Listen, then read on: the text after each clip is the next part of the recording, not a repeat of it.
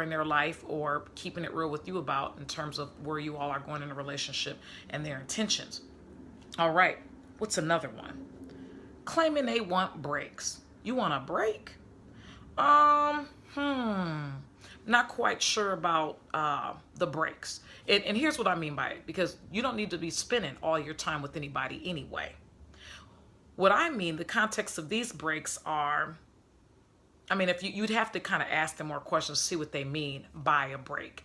If they are tired of you, they may not say that, but if there's something about your personality that irritates them, something about you that they really just don't like, maybe they're bored with you and they only want to spend a little bit of time, that's not just wanting a break. That's saying, chances are I will probably never get used to this part of you as a person.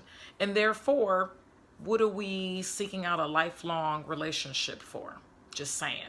So again, there's nothing wrong with an honest break of, obviously trying to have safe boundaries and not wanting to spend all your time with someone. But just ask questions. See what they mean by a break and why they want one.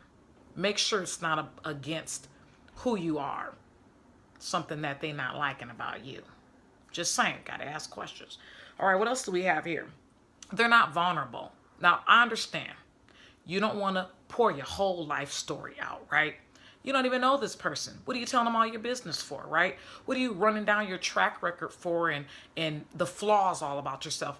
I get it, right? But there has to be some form of vulnerability when you are asking questions about, it could be about their career in life, their life goals, I like that.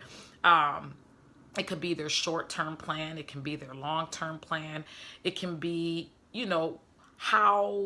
how they deal with their family members. You can just start, asking general questions just to get the gist of how they deal with other people and where they are in their life. There's nothing wrong with asking somebody what kind of improvements they would want to make in their life. They do it in a job interview, right?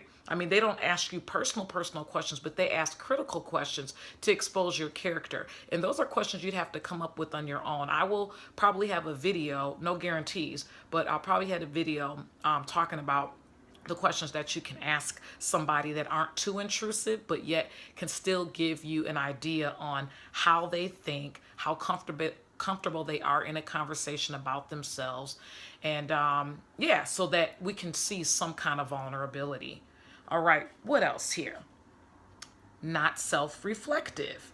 Okay, so if this person does not want to think about who they are as a person, their identity, what is the foundation of who they are? How are they building themselves to make themselves better?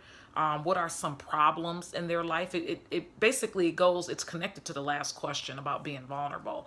So if they don't want to be self-reflective with you, chances are could be a sign of a red flag to stop and back up even further. I'm not saying cut all ties and communication. I'm just saying we got to think about how much time you're spending with somebody and the idea and the hope and potential that you have in your mind for this person.